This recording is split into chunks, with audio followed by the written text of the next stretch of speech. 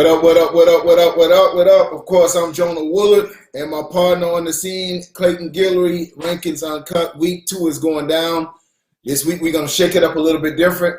Some exciting football went down this past weekend, but we're getting closer and closer to the Nationals, man. Exciting time of this year. Always October is just a vibe, man, because teams got to push their way to the championships.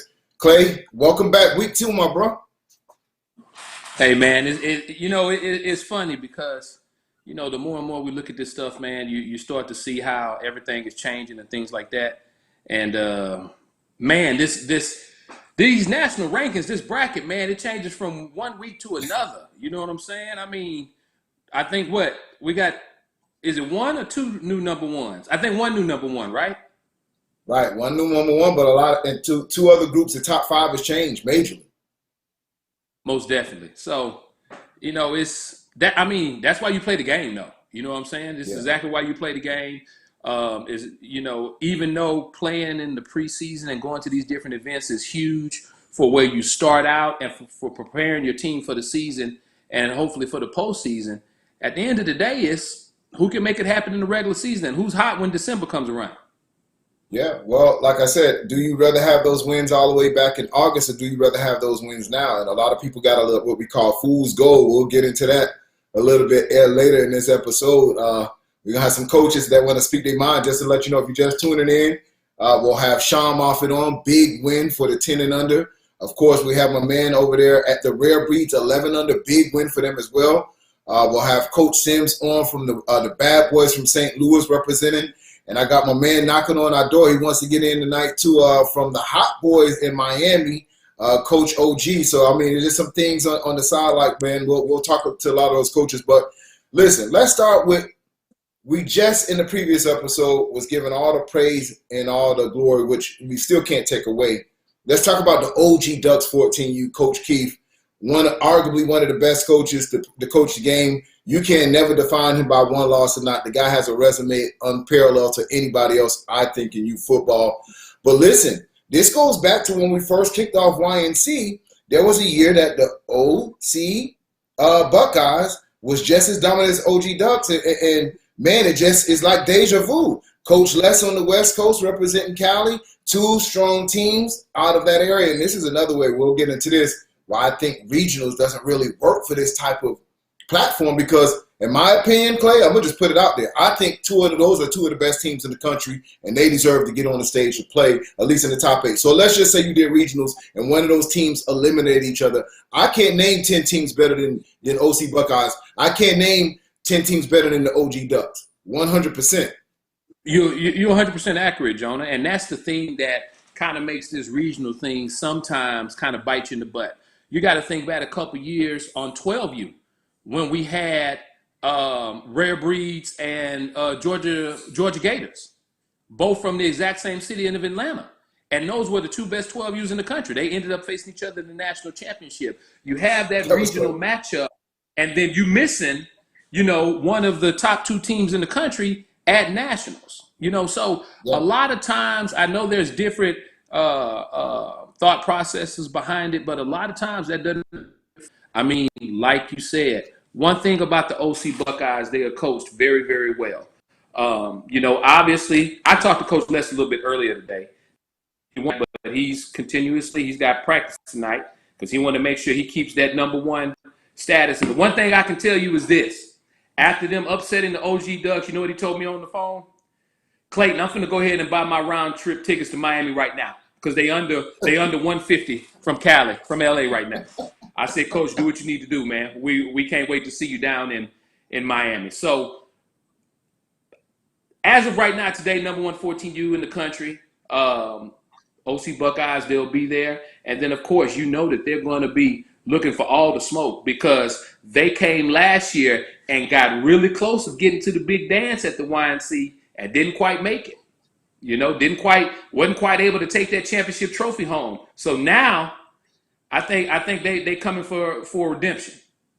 You're right. And listen, it was a lot of powerhouse 14U teams on the West Coast last year. Vegas Strong, who ended up winning the Youth National Championship last year. Keefe came up a little short against them, but then they came back and won in another tournament. The Buckeyes, of course, always year in, year out. So the 14U has been holding strong on the West Coast. Of course, you always have teams like the Maryland Heat. And, of course, we haven't had that come out of Florida in a while since the Fort Lauderdale Hurricanes 14U. So it's been a drought in Florida at 14U since that Why, Hurricanes. Jonah? Explain that to me, because you live in Florida, so you close to Yeah. the beach. What is happening with the 14U age level in the state of Florida?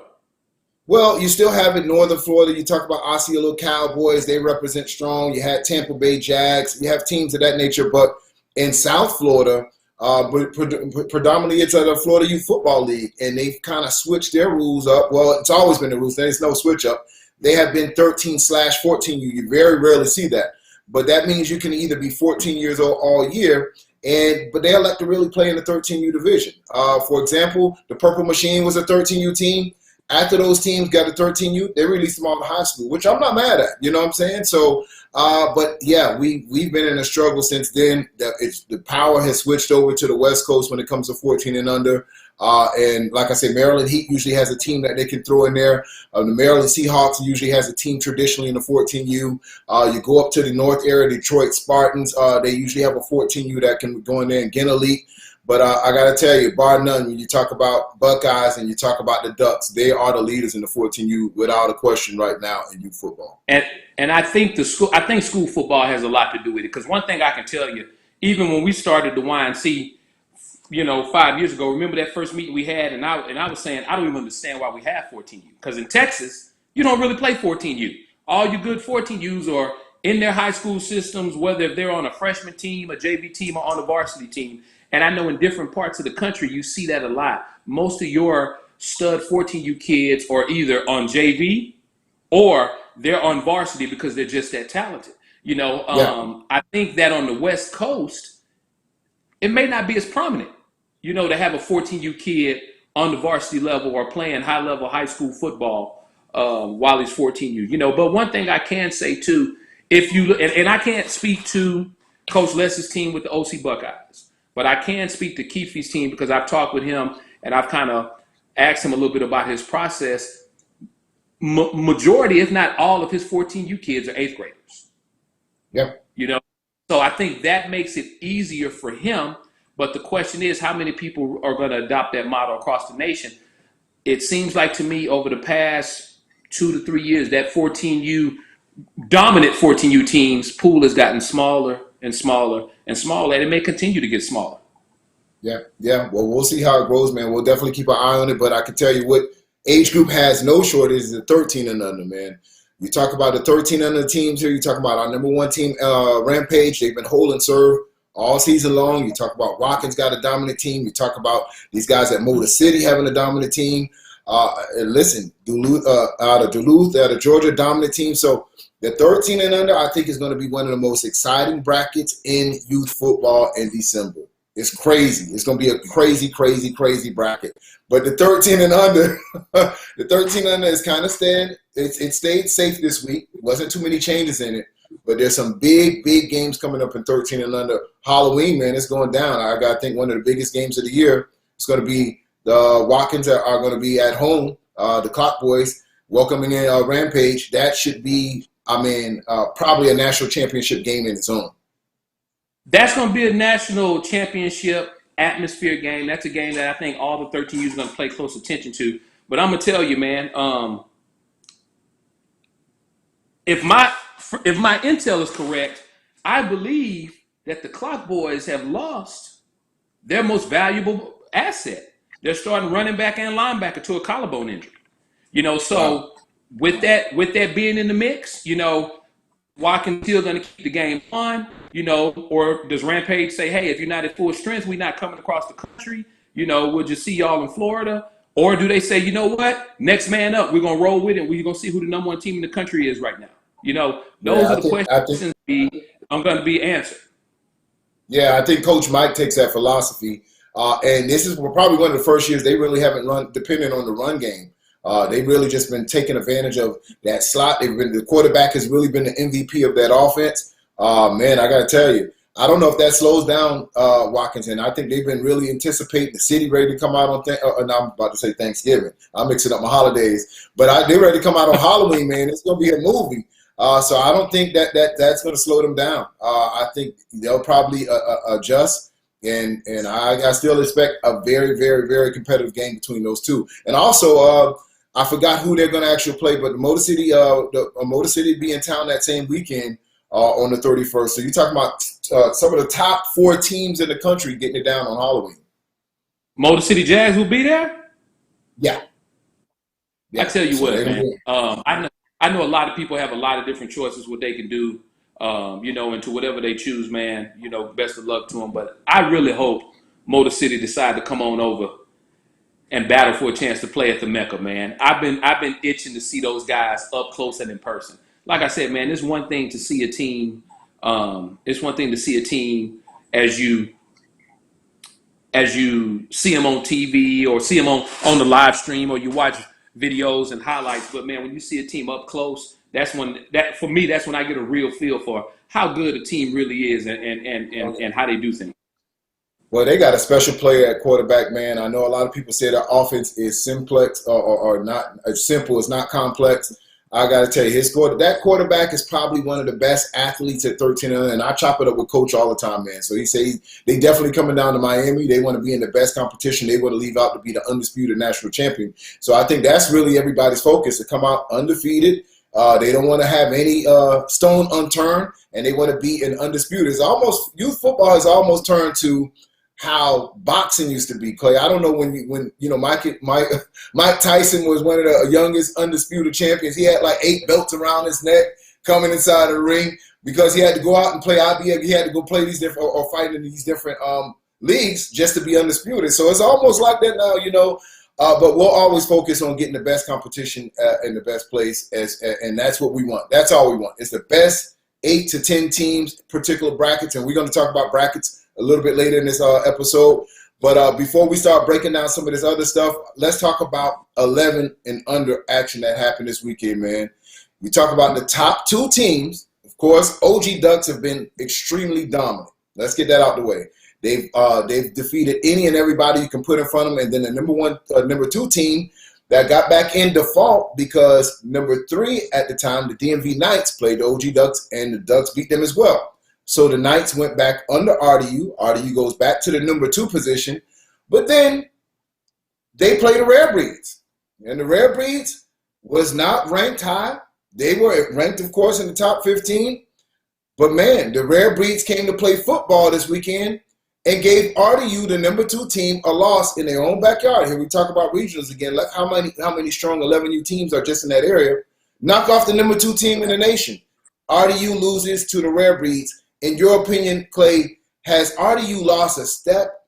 Have they lost, they've lost a couple players? What's making, because RDU went 100 games undefeated in that particular age group and would really go around the country playing everybody.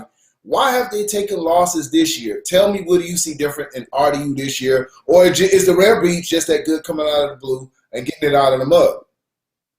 So I'm going to tell you, man, I was one of the people last week that was saying, OG Ducks had beaten RDU earlier in the preseason, and that I had seen RDU a couple times since then, and it looked like a well-oiled machine. It looked like they had fixed some of the things that they were having some problems with, and they might be able to challenge the OG Ducks. And I'd be damned, soon as I say it, 72 hours later, they lose to Rare Breed on 11U.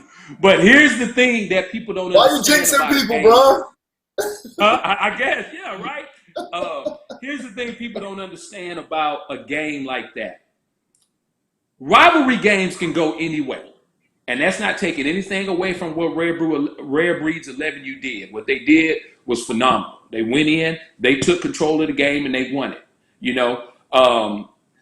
I've been talking to some of the RDU people. They were kind of upset with some of the calls that came in from the refs. But let's be real, you're going to have that in any game. If you talk to both coaches, both of them are going to argue back and forth about referee calls, and you get that all around the country. But when you have a rivalry game like that, a lot of times, not to say that the best team doesn't win, but a lot of times you get a different outcome than theoretically what should have been on paper. And again, this is why we play the game, man. Rare Breed kids locked in, Rare Breed coaches locked in, and they won that game.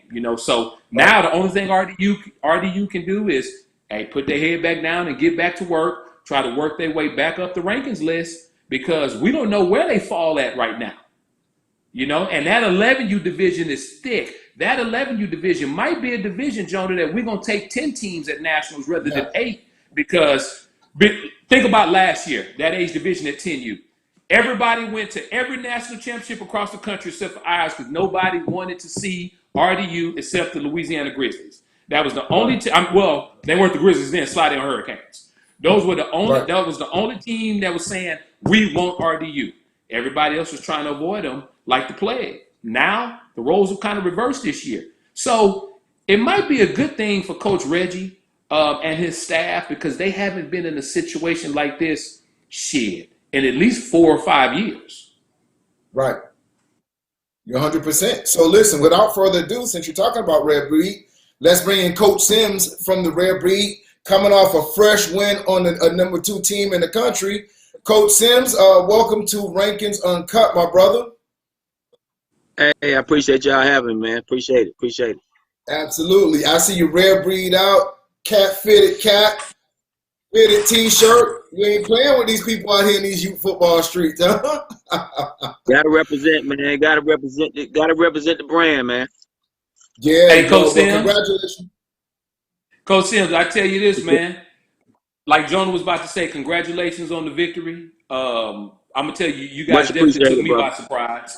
Mark had been telling me how good you guys were, but to jump up there and beat the number 2 team in the country, man, I mean, I think that's just something big for your kids. I think big for the organization as you guys continue to grow this Red Breed brand across Atlanta and across the nation. But let me ask you this, man.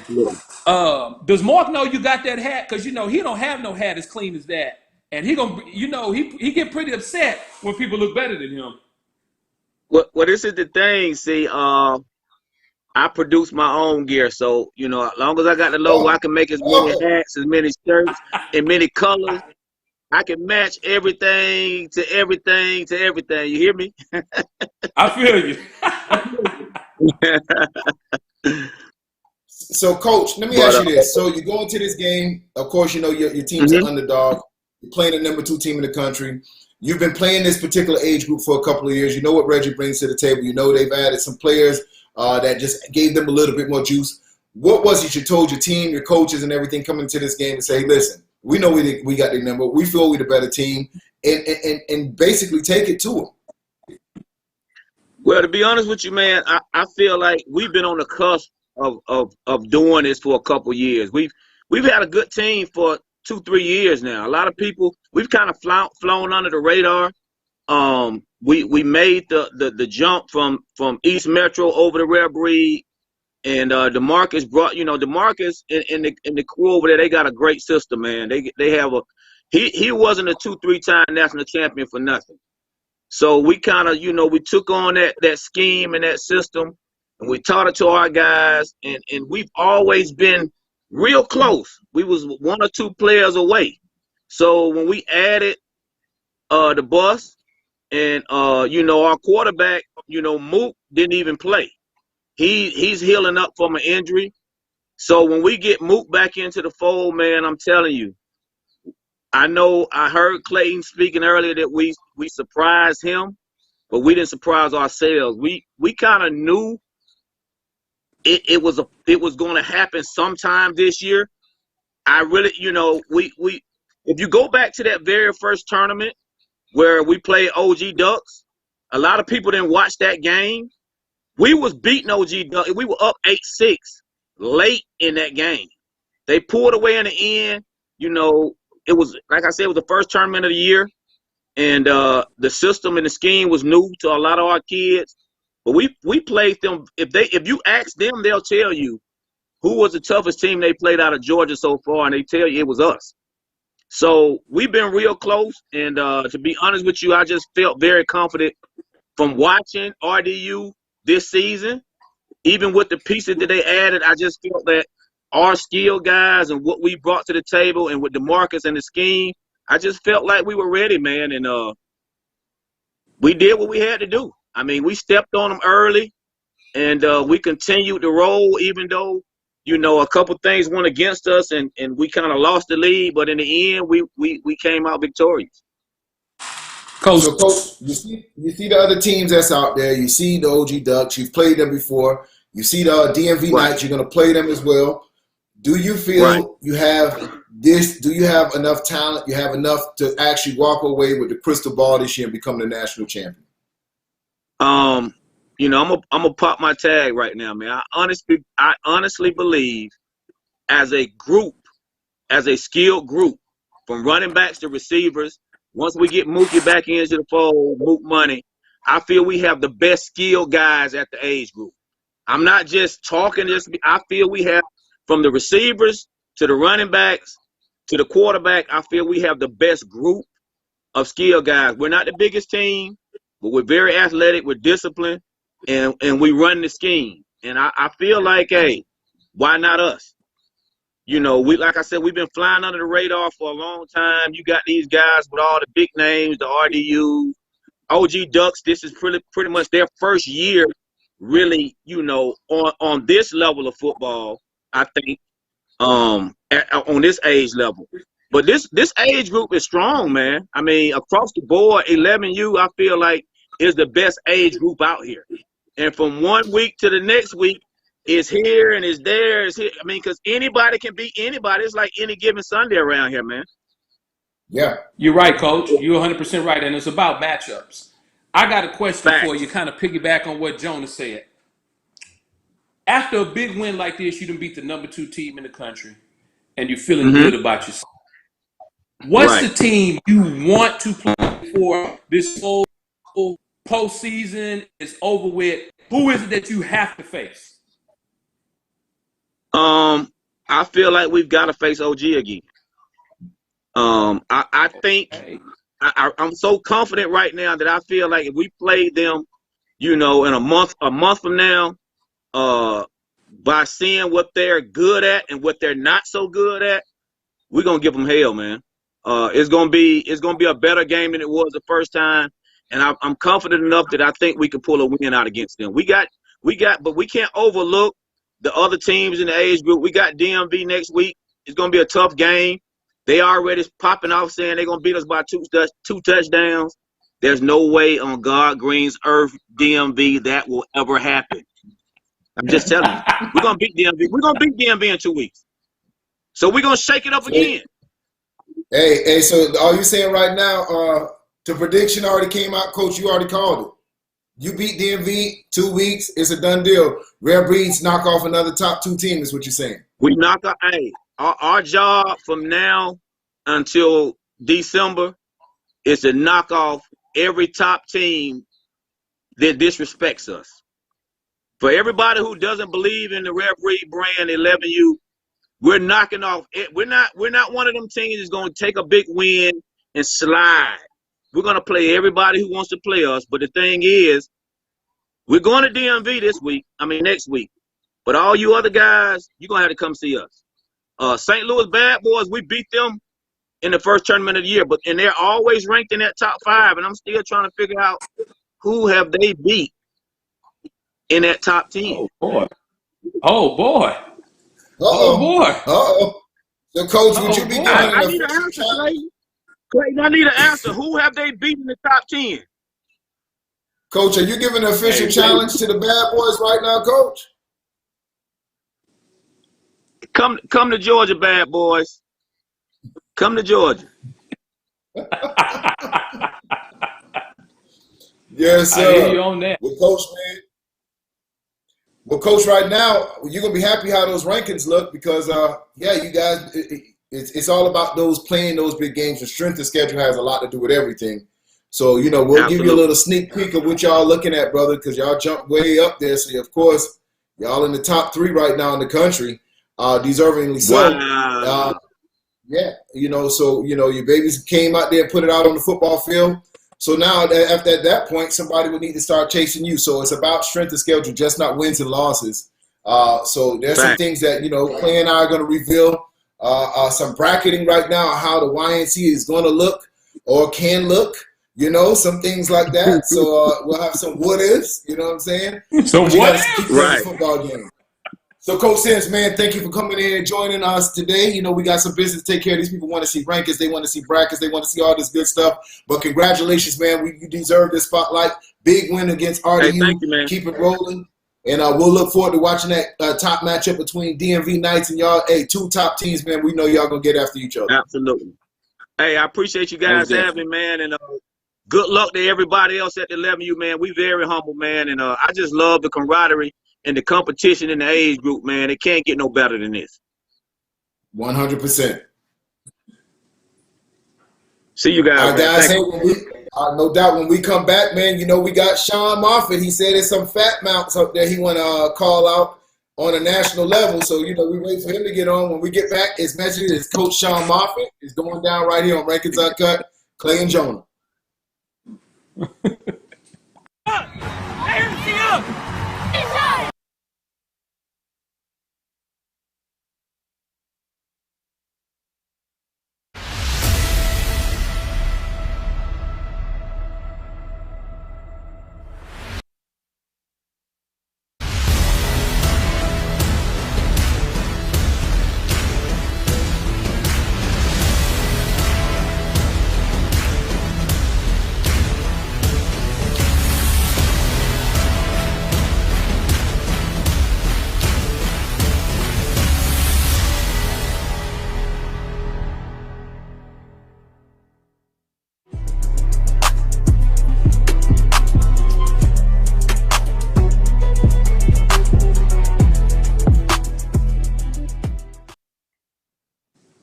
All right, welcome back, man. Hey, Clay, listen, before we go deep in holler at these other coaches, let's back it up a little bit. Let's get back up to the 14 and 13U, and let's break down, if it went down today, brackets happen today, YNC would be this coming week, how would these brackets look at the 14 and under team right now? So, obviously, you know, if you take a look at the rankings, and you're looking at the 14U bracket right now, we'd probably be taking 8 teams at the 14U bracket. You know, obviously, everyone knows right now OC Buckeyes is the #1 14U team in America. And I wanted to get Coach Les on here to talk about their big win against the OG Ducks. You know, but like I said, he's busy. But he did want to make sure that he sends a shout out to his staff, who he says hands down is the best 14U staff in the country. His offensive coordinator is Wes Taylor. His O-line and run game coordinator is Noah. Quarterback coach, Mike Zorn. Defensive coordinator, Steve. D-lineman coach, Kelly. All of these guys have high school coaching experience, whether it's at Servant High School or Mater Dei High School. So he feels like the success of his team thus far and the success going forward is all built around his coaching staff and what they do. So if we can go ahead and throw up that 14U bracket, I'm going to show you guys what the what if looked like on 14U. Let's see here. So, of course, you got #1 team in the country. OC Buckeyes will be facing Silk City Elite out in New Jersey. You'd have Mississippi Wolfpack playing Vegas Strong in the first round. OG Ducks playing the Montana Outlaws. And then the Osceola Cowboys playing the Harbor Pilots. So my question for you, Jonah, I'm going to put a little pressure on you on this 14U, Jonah. If this is how the bracket sits right now, and notice I'm saying what if, guys, because anything can change between now and then. Right. Whether if we're talking about rankings, whether if we're talking about teams falling in and out of the rankings, winning their leagues, et cetera, et cetera. Man, I'm gonna put a little pressure on you. Walk me through this bracket to who your national champion would be. Well, listen, I'm glad to see the Ducks and the Buckeyes on two opposite sides of the brackets. Like we opened this show from a football perspective. Those are the two top teams in the country, not just from X's and O's, but strength of schedule, from experience. Both of those coaches have been on the national level repeatedly. They're used to it. I mean, you go back to Mississippi Wolfpack. Yes, they've been to YNC. They've been strong, but they haven't been able to get right across that finish line of getting to the semifinals as of yet. Vegas Strong, always a strong team, but Ducks have already defeated them. I just think the Ducks have a little bit more, and Buckeyes have a little bit more than Vegas Strong right now. Osceola Cowboys, Pallets. Well, listen, that's the two teams that they have two different styles. Cowboys have Mesa Pallets, so that's a toss-up between the Cowboys and Pallets this year. And Montana Outlaws, I think coming out of the gate and playing a team as dynamic as the OG Ducks, it will be rough for them to get past the first round. So, if you're talking about, in my opinion, what the championship game will look like, 2021 YNT, it's Ducks versus Buckeyes. Okay. As I sit through this thing, man, I mean, I can't disagree with any of your analysis on that. If I had to pick your two here for the national championship, I would say it'd be Ducks versus Buckeyes as well. But here's the one thing that you got to take in consideration. So many different factors. So, for example, you've got the OG Ducks, will playing in both AYF and YNC wear their kids down? Or will it keep their kids more engaged to where they play at a higher level? Some of these different factors you have to take into consideration. Does traveling take into effect? Does coming all the way to Florida affect Vegas Strong? Does it affect the OC Buckeyes? Does it affect the Pilots? Hell, like you said, first time on this level, does it affect the Montana Outlaws of being on the big stage? You never really know how kids and coaches react to being on the big stage. One thing is for sure. The key is to get in this bracket. And once you get in this bracket, like I tell my kids, anything can happen. Anything can happen. You just got to coach the three best games of your career. You got to coach the three best games, and your kids, the key to playing a national championship is being able to recover. Meaning you play a game on Monday or you play a game on Tuesday, getting that rest, don't stay up playing Fortnite all night, get your rest and get ready to compete on a higher level each day. So listen, man, my phone been blowing up, Clay. Bad Boys didn't like being called out just now. They feeling in a way about it. They saying, how dare the Rare Breeds get online and call them out. Let's welcome to the screen Coach Ant, representing the Bad Boys from the Midwest. Hey, welcome to the show, my man. Man, what's going on, bro? Talk to me. I see you rocking the Bad Boys here. You got the official call out, Ant. Rare Breed said, man, come down to Georgia. They ready for you. They say, y'all ain't play nobody. They don't understand how y'all ranked up in the top 5, Coach. What's your response to that? To do win one big game and just, you know what I'm saying? Like congratulations, by the way, bro. But come on, man. We met in the first season, bro. Running clock. We was up. They beat us on the last second play. Like, not taking nothing from them, bro. But come on, bro. Like, regulation game, we'll beat them. Hands down. So regulation 4 quarters, you don't see no problems beating the Rare Breeds? Not at all. Not at all, bro. So tell me, Coach, what do you feel the Bad Boys' strength? A lot of people don't know about Midwest football. They don't know about St. Louis. Catch them up. Let them know if they've never seen the Bad Boys on the football field. Give us some words that best describes this St. Louis Bad Boys team, man. Physical, bro. We play a physical brand of football. Like a lot of teams, they got the flashy plays, the flashy guys. We play great physical team football. Like, I don't be on the internet talking crazy. I'm not a flashy guy. That's just not who I am. But when we line up, just guarantee you gonna remember, dang, hey, St. Louis Bad Boys was that deal. They physical. They real physical. Real physical. Coach, got a question for you.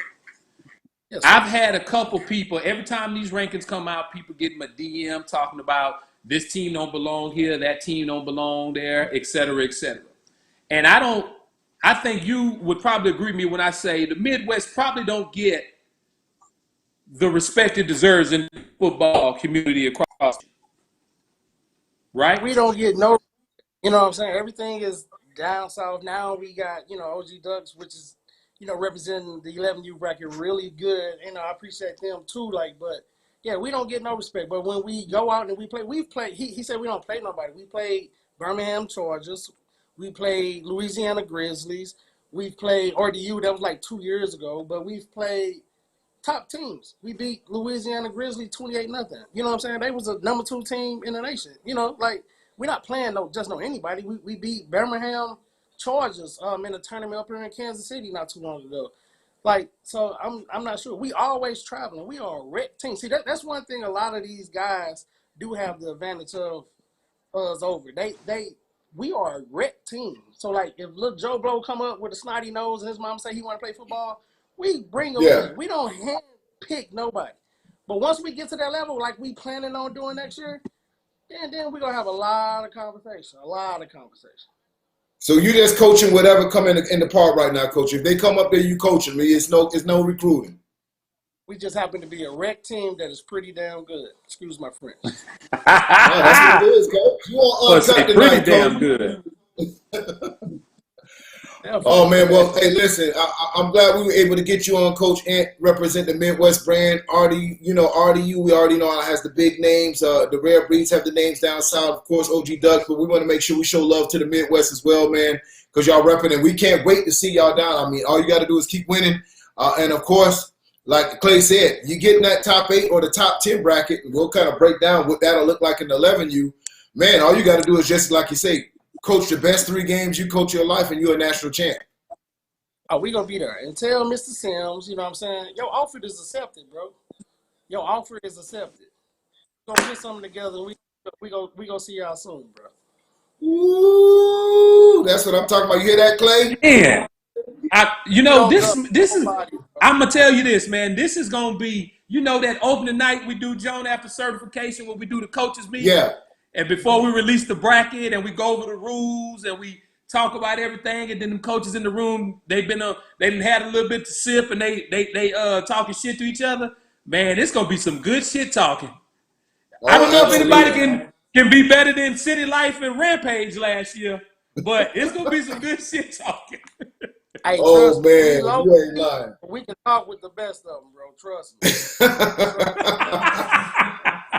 Oh man, I'm getting texts here talking about the coaches from Red Breeds talking about all they're gonna do is the St. Louis sidestep. They ain't worried about no football, man. I gotta tell you, it's gonna be. Dude was over there biting nails with 30 seconds left, but now he talking because he got a big win. Like, be real, bro. Like, be real, bro. Be real. You scored 30 seconds left in the running clock. Like, good job, but come on, man. So that's the only time they coach y'all in the running clock. They haven't played y'all in the full regulation game as of yet. We have not played in the full regulation game. No. Man, I can't wait. And Coach, I'm glad that you mentioned you were a rec team, because the reason I say that is because that's one thing that we look at when we created this whole platform for the Youth National Championship. We didn't want to discriminate against anybody. We want the best teams, period. It don't matter what league you in. You can be in UIFL, you can be in Pop One, you can be in AYF, you can be in Snoop, et cetera, et cetera. If you was a select independent team, but you wanted the best, we want you. If you are a rec team, we want the best. And that's the thing people don't understand. A lot of times, some of the best football in the country is played by rec teams. Some of the best coaching is given on rec teams. Clay, hold on, Clay. Let me pump the brakes right there. Man. Speaking of rec teams, being some of the best football. Oh, my God. Hold on, man. Jarvis, I'm not going to let you off the hook so easy at the Maryland Seahawks 14U, bro. Jarvis 14U took a loss to a rec team 14U this weekend and got knocked out of the top 5. Jarvis, man, come on, bro. Listen. A rec team got him. A rec team got him. All jokes aside, man, you got to play football. But in Jarvis' defense, he didn't have his full squad. He only took 12 kids over there. And, man, I don't care who you are. At 14U level, it's a physical game. You're not going to be able to, beat a lot of teams with that amount. But, Jarvis has a tough team. He runs that same offense. But, man, and I want to give a shout-out to my man Booby, just really putting it down for St. Louis Bad Boys, creating that thing. Oh, yeah, go ahead. Show him that bling, bro. Show him that bling. Move it over a little bit. Coach, this is what you got to strive for right here, Coach. Because your boy, I see your boy from DMV talking crazy about some 2 years ago. It's not our fault that you played in the YNC, you played in the AYFL and thought you was going to be able to drive down to YNC and jump off the bus and play us and beat us. And we smacked y'all 29-0. So 2 years ago, we've gotten better, a lot better too. So y'all want to keep talking, bro. Like I said, I'm not that guy, but y'all go run into this and you're gonna be very surprised. Very Yeah, I similar. remember that game, man. I remember that game. It was Yeah, a shocker for him, you yeah, know. drug him It's down an the adjustment. field. But let me and listen, in everybody's defense, and this is no patting anyone on the back. You know what I hear from a lot of teams that make switchovers? The first thing they always come in. City Life even told me. I mean, the first year over, they're like, man, the one thing I can tell you is the competition level, man. There's no breaks. There's no warm up game. When you get off the bus, it's 100 miles an hour running, and that's because we keep the bracket smaller. There's no 16 team bracket. There's no 20 team bracket. Usually, it's an 18 bracket. And when you're getting out of there, man, you got to be ready to play some real football. But there's some age groups that Clay and I and the committee just really feel that deserves more teams to be in there because we feel it's a lot of diversity in that age group. So, for example, you know, when we show this bracket for the 11, you'll see what we're talking about. But you're missing the most important part, Jonah. Here's the most important part that people don't understand. And I see the comparison all the time. There are several different ranking systems out right now.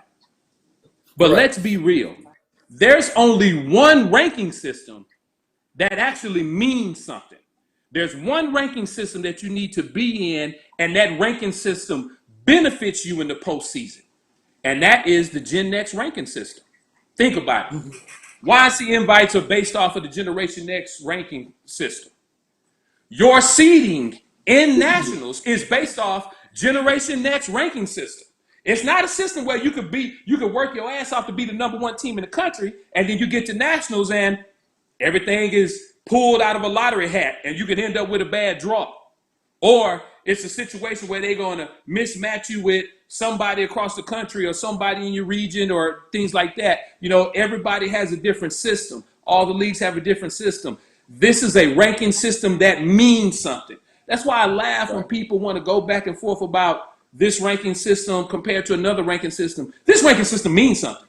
Tell me another ranking system in youth football that actually means something and benefits you in the end, and I'll wait for it. Yeah, I just was It ain't never a there. fan, and I was just never a fan of pulling things out of a hat when man. I think in any youth football or even college football or the NFL, they seed the teams based on their record. So I think if you work hard as a team to be the number one team, you should be treated like the number one team. And I think if you squeak in there, you got to work your way through. Now, because you squeak in don't mean you're going to win. Look at SED last year. SED came in as the number 8 seeded team. So they had the hardest road. They played number one team off, rip, and beat them. Then they played the number 3 team off, rip, and beat them. But at least everybody got a fair shot. I think it's a little disrespectful to teams, man, if you're the number one team and I'm going to just throw you in a hat and throw it in a bucket and say, man, hey, go play this team. And what if the number 1 and number 2 team are playing in the first round? That really should be a championship game, in our opinion. But, you know, what do we know, Clay? Not shit. Not shit. So, hey, where were the bad boys? Where you want the bad boys to be seated at? Tell me, Coach, who you want? If you had to go right now, you see all those 11 U's. If y'all had to play your first game, who do you want to punch in the mouth coming off the bus? First, you in Miami. You in the 305. Y'all just got out the club. Y'all just with the Studio 183. Y'all then came out there. They had your little drinks and whatnot. And then now it's time to coach. Who you want first game, Coach? Anybody. I'm just keeping it a Oh, buck, bro. Like anybody. You know, like we don't run from nobody, bro. We will play anybody, anywhere. That's just how we play with football up here in SDS. man, you heard it here, Coach. Playing You heard it here. you know, all that. We play on dirt fields, corn fields, whatever. We go play ball. That's just how it is, bro. No complaining. I love it. I love it. Well, Coach, we're going to let you get out of here, man. We about to break down these 13 and under teams. Hey, when we come back, 13 and under brackets. Who are the number 1 teams right now? How those matchups look? Who are the teams that's committed to come? What the 13 and under is going to look like? Rankings Uncut. Jonah and Clay when we come back.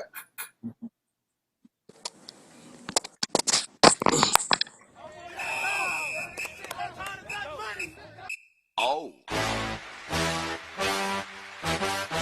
Oh. Okay. Ah! Oh. Hey, I'm trying to be crunk. C-R-U-N-K. Tell them why they don't hold on. Tell them why they better run. Stand up and get crawl. Stand up and get crawl. Here we come to get you. Here we come to get you. A little bit more. Here we come to get you. You better get. Here we come to get you. A little bit more. Crank it up. That's what we gonna do. Crank you up. Me and my brother, we can't. So I got some breaking news coming in at the 13 and under. Coach TJ from City Life just hit me up saying October 30th is going down between them and Rampage. So you have the defending YNC champions, City Life, taking on Rampage. Man, Clay, what's your thoughts on that game, my brother? So Rampage is finna travel. They're gonna play Clock Boys first, and then play City Life the second day. I have that Well, what correct? I'm getting Is from that correct? Coach, no, he's saying they got them first. So they're gonna play City Life first and then play Clock Boys. That's what it looks like. Man, that's a lot of heat right there in one Yeah. area. But That's here's a lot what's of crazy physical to me, football. and I'd like to see Rampage do that because it kind of, if they're the number one team in the country, they got to be able to make that statement. Of course, you got the defending YNC national champion. That was a game at IMG that I think everybody was looking forward to after opening night, and it never lined up. So they finally gonna get that game. But here's the question that everybody's avoiding, Jonah. What's that? Why hasn't Watkins and City Life played each other and they 15 minutes Yeah, apart? I don't get it. It's a lot of bad blood Can between somebody those two. answer It's that for neighborhood. me? Well, I wanted to see them play last year at the end of the year. I mean, it was great that two teams won a national championship in their own city. That would have been a crazy game. I mean, just an ultimate game, and you would just think between those two they could work it out. But it hasn't worked out for whatever reason. The coach has been on there, but man, that's a game I would love to see get played in their own neighborhood. You got a Just see couple. who's. You got a couple like that, Jonah. You got. I mean, Maryland Heat and Watkins hadn't played, but I know Maryland Heat and City Life are gonna play. In Yeah, Atlanta, Coach Sean about to get on Red there. Reed. Why Yeah, hasn't Red. FU 10U and Red Breeds 10U played Yeah, you're in right. Texas? You're right. Why haven't Pac Prime 11U and San Antonio Outlaws 11U played? Like, there are a lot of local interstate, inner city matchups that people are avoiding. And what's going to happen, and we said this last year, you stay stagnant, your ranking is going to be penalized. Yeah, well, and I could tell you, I love the rivalries that do take place, man. I could tell you some neighborhood rivalries that just bring out the city. You talk about the Golden Army, Miami Gardens Chiefs taking on Lauderhill Lions, brother. When I tell you it's at least 5,000 people at those games every time they play because they're not afraid to put it on for the city, and they don't win, lose, or draw. Man, that's one of the biggest youth football rivalries in football. Then you even look what happened this weekend. You're talking about the OG Ducks taking on OC Buckeyes. That's 1 and 2 in the country. There was a lot to lose. But they said, man, we don't care about that, man. Hey, bro, you say you're king of California? I say I'm king of California. Let's get into work. So, yeah, man, hopefully that these teams, when you do have those nationally powerhouse teams that happen to be in the same city, man, why not, man? Get it on, bro. I mean, just put on for your city. I mean, it's only work. I mean, win, lose, or draw is only work. And it's memories for the kids. It's memories for the kids because when they go to high school, man, they're going to talk about it. Some of those kids can end up on the same high school team. They could be on the college team. And how sweet would it be for those kids to know they competed at 13U, 14U, 12U, et cetera, et cetera. But here's the question, Jonah. There's always a lot of he say, she say. The question is, who's really ducking who?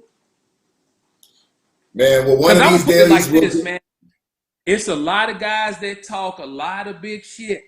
But if I release some of the DMs and text messages I get about, hey, coach, I know you're going to be doing the bracket. We'd really like to see this person first round or that person first round. Hey, if you in the bracket, it really shouldn't matter. Now, again, we do it based off our rankings because we want our rankings to mean something. They're not just a marketing stunt. But at the end of the day, you should be able to ready to play anybody. Yeah. Well, man, I gotta tell you, your boy Sean says don't get off the air without getting him on there, man. But we got to keep it moving. 13 and under. Clay, show me what these brackets would look like right now if we were kicking All off the right, so ball. we're gonna put them up there on 13U. If the Y&C started today, the what if, you would have Rampage versus Vegas Strong first round. You would have Clock Boys versus Camo first round. Motor City Jags versus the Miami Garden Ravens, and then Duluth Wildcats versus the City Life Raptors. Now, remember, guys, these brackets are what if scenarios where we're sitting right now with the rankings. Of course, if these were the real brackets, we'd be down in Florida releasing these. But based on this what if scenario, Jonah, give me your national championship matchup. Man, I got to tell you, so this is not as easy as 14 was. I mean, I'll start with the brackets between Motor City Jags and Miami Garden Ravens. Early in the season, I would have gave it to Motor City Jags, but the Ravens have been gelling. I mean, they got kids like Just Chill at wide receiver. I mean, they got talent all over the football field. And the Jags have a lot of weapons, don't get me wrong, but it really relies on the quarterback to make that offense work. So it'll be a tough game between that Miami Gardens Ravens to see who advance out of Motor City and Jags, but I would almost have to tip with the Ravens right now, even though they're ranked lower than the Jags. I know that sounds crazy, but I'm just keeping it real on the football side. Duluth Wildcats against City Life Raptors.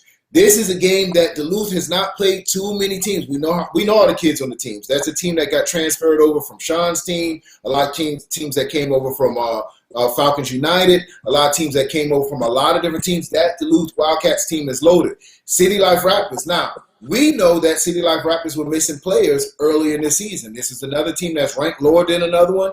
I say City Life Raptors has the national experience over the Wildcats. Wildcats got to get out of their league. They got to get outside of Georgia and play these different styles of football. So I think out of those two teams, the City Life Raptors would advance.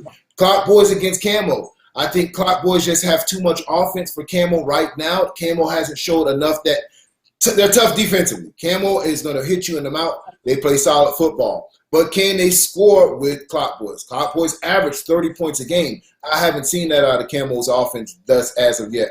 Rampage against Strong, I just think Rampage has too much for Vegas Strong right now. Those two teams, I say Rampage, Ravens advance to the Final Four, Clock Boys and City Life go to the Final Four. Then, man, it's all equal football then. Right then, I can only tell you top four. You would have to see what temperature it is that day, what kids ate for lunch that day, because it's that close after they play football. Hey, who done had their girlfriend break up with them on Twitter? You know, Right. just whatever it is, man. No, I agree. And here's what I would also say too, and this is what I would say too on the 13U, because we know we play college football. You see it on the NFL. I'm a real believer, man. When you put a lot of games and wear and tear on those kids, it catches up with you in December. I love what Rampage is doing as going out and want to kick everybody ass across the country. I love it because we're promoting, hey, nobody should be ducking a rep, right? But I really think at some point the miles that they're traveling across the country, they're playing top 5 ranked teams, top 2 ranked teams. Man, at the end of the year, will it have an impact on these kids' legs when you're trying to recover and play back to back? Because think what happened with Rampage last year. They came in, they jumped off the bus, they didn't make it out of round 2. You're right about that, man. So, but I tell you, we got 9 of these brackets to go through, man. Before we bring on Coach Sean, man, let's jump into 12U. Knock 12U out real fast, and then we'll bring Coach Sean on because you know my man Drizzy Drake, he gonna talk all night long. So as we roll into the 12U what ifs, take a look at it. I mean, you've got. Let me pull it. There we go. We got number 1, 12U in the country. A lot of people say pound for pound, number 1 youth football team in the country. Louisville Chargers versus the SRT Giants. Then you've got DEA playing the Carroll City Chiefs first round. ABA Bulldogs versus the Cali Bears. And then the Lauderhill Lions versus the East Metro Steelers. You ain't got to go through the whole breakdown, Jonah. Give me your 2 teams in the national championship based off of this right here. Man, I think everybody knows my favorite all year, man. I think DEA and Louisville Chargers have just been unmatched talent-wise, defensively and offensively. I think that's what you'll be seeing in the championship. Unless provide any other entries, Chargers, Dragons. That's your championship round. There you go. There you have it. Well, man, without further ado, I'm sure you're ready to bring on Drizzy Drake himself. That's what they call him, Coach. That's what they call it. Hey, come on, Coach That's what they call Sean. it. Let's talk about 10U football, my bro. Let's go. Ladies and gentlemen, what's going on? What it do, Moffat? No, in the building. Oh man, Sean. Sean, let's start, man. You said you don't like what Clay got you ranked, man. I put it all on Clay, man. I took it all out the committee, and I had to that dang on Clay, man. I don't know if that man a hater, man. I don't think he like people from Georgia, Moffat. I think that's what it is. But no. Hey, Coach, back it up. Listen, we watched this team get together. You know, in the offseason, they say, hey, man, Moffat coming back to coach. Now we're going to be coaching the dream team anymore. He's leaving Welcome All. You know, will he be successful if he's not in the Panther colors anymore? He's going to a whole nother program. He's going to FU. Oh, yeah, he's going to FU. Yeah, he's going down to 10U. So it's a lot of questions. He's getting a brand new team, man, Coach. Then everyone started saying, hey, Coach, it wasn't Coach Moffat really coaching. He just had a lot of talent. He'll never get in the top 10 again, especially starting with a new group. So then, you know what? It kind of almost looked like what the naysayers were saying early in the preseason. You played a team you just beat and lost. So you took it and you kept it moving. It didn't shake you. Next time I saw your team in person, we both flew out to California. You played the OG Ducks. You played two teams that weekend, and you saw me on the sideline. You say, Jonah, every time I come out to California, I never lost a game. I'm undefeated on the West Coast. And I said, you know what, Coach Sean, you're right. So now here we go again. Now these kids have bought in. Their trauma unit has bought into what you're telling, Coach. Tell me what was the difference from the beginning of the year to just this weekend that just passed.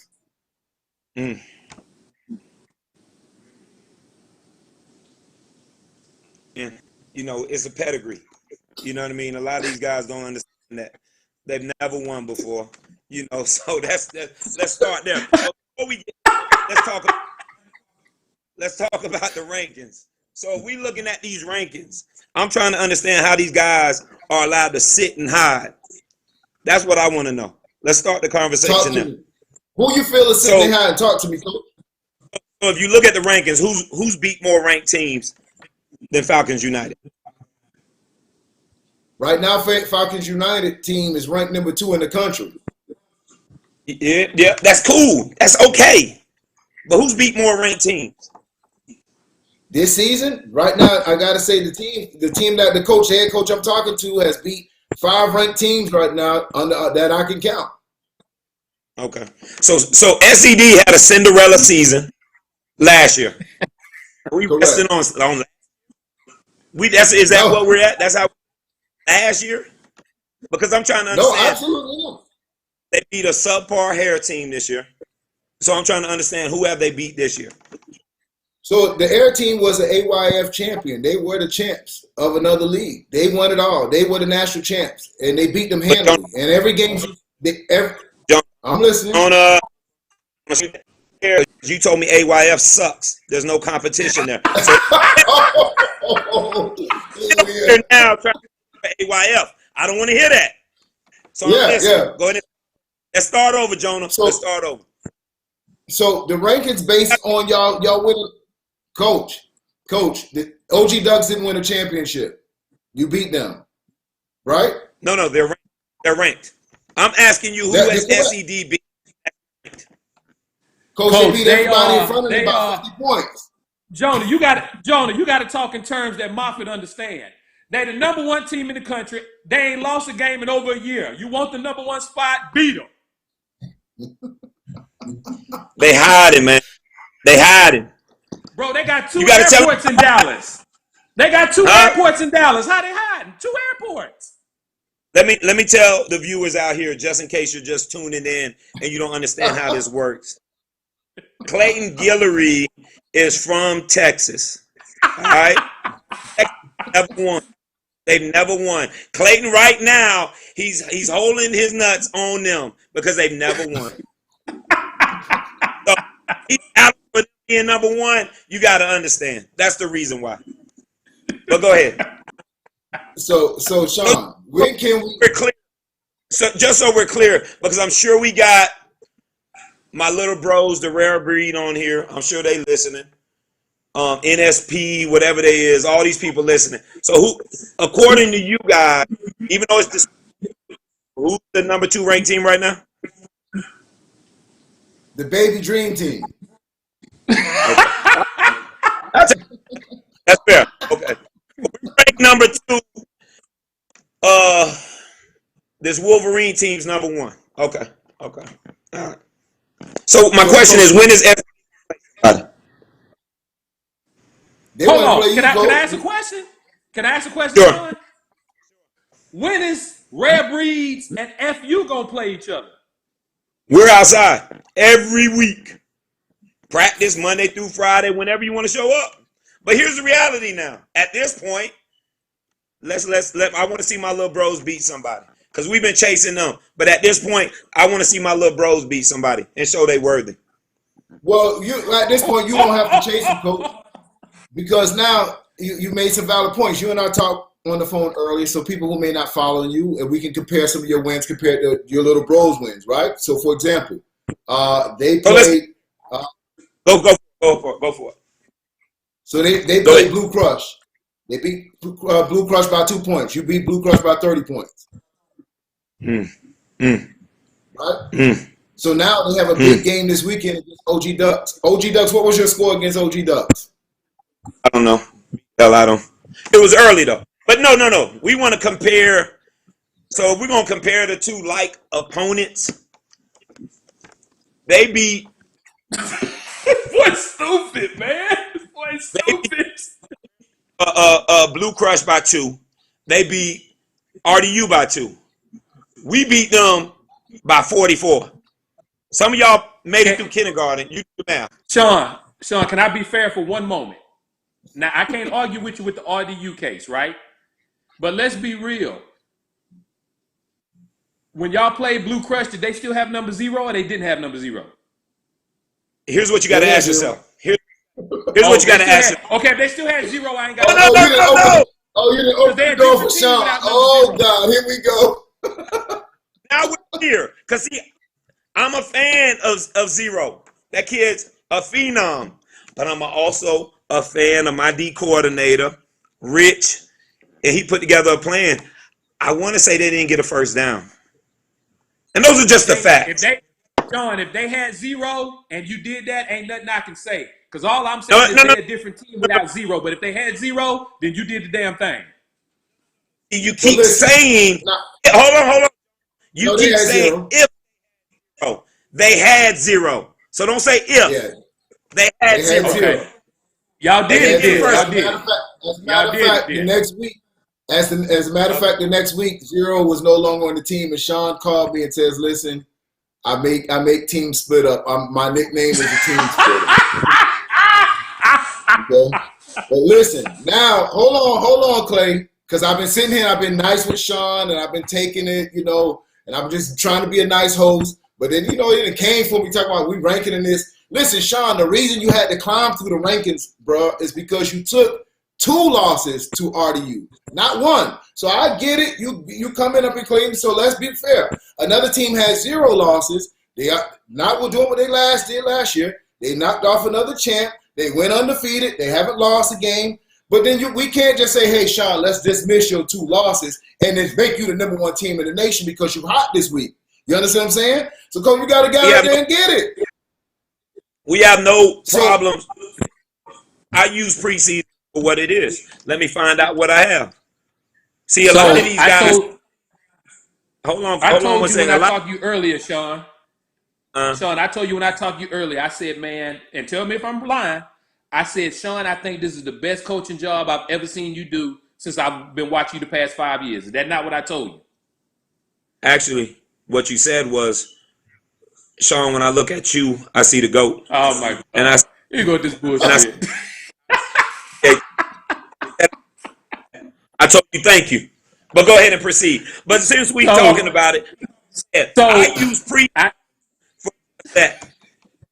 We worked in preseason to find out what we need to work on, what we need to fix. And you know the best part about preseason, when we did lose, it got to expose who was really with us. And I got to get certain cancers out of there. You know what I'm saying? And as a result, these people locked in. Like my little brother Rob Mack a few years ago, he lost preseason and won a YNC. See, some of us use preseason for what it is. These guys so scared to lose, they just shaking instead of playing. But, you know, go ahead. So, Moffat, can you give an official call out right now to the to SED Wolverines? Can we just make it official right now? Let's screen. Well, hold on, Jonah. So I've got Coach Greg Johnson on here, and I'm going to read for you, quote, exactly what he said. Hold on, let me scroll down to it. Sean Moffat, what is Greg? Give me a date right now, and I will make it happen if you come to Texas. SED wants to play FU. Now we got to come to Texas. We've done our traveling. Y'all haven't. We could play next weekend. Gregory. You like the flex? Come on, Gregory. Come to Atlanta, and we're going to bless you.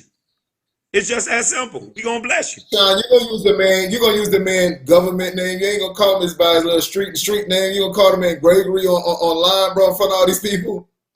When I'm in Oak Cliff talking to them folks in Oak Cliff, they call him Gregory. So he's Gregory to me. Young Greg. Oh man, you gonna do my man street like that? Hey man, I got much respect for Gregory. He won. He's the YNC champion. He deserves all the credit for what he did last year. He deserves all the credit. What they did was remarkable. Remarkable. You know what I mean? But it's a new year. And it's some new sheriffs in town. So, you know, me and my coaching staff, we love what we're doing. Last time I went to Texas, y'all had the same energy, Clayton. And we embarrassed both those teams out there, if you do know. You lived it. Sean, as a matter of fact, Sean, let's back up a minute. So nationally, you traveled to Georgia, California twice. Hold on. Let's back up.